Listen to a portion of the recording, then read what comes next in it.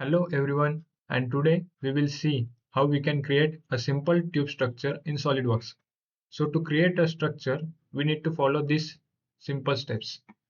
First, we need to create a sketch, either 2D or 3D.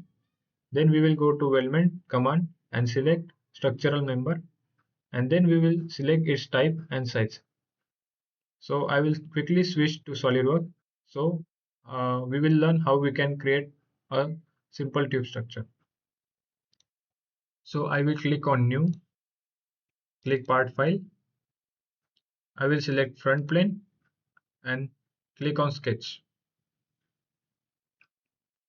Click on line command and draw a profile like this. Click escape key to out of the line command. Click on smart dimension. I will assign dimension like 500 and this as 600. But it is not fully defined yet.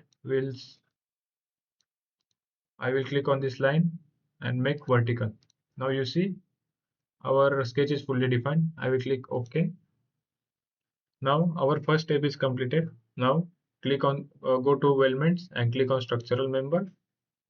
You can select any of the standard, but I will select ISO and type rectangular tube, and I will select 70 mm by 40 mm by 5 and click on this line.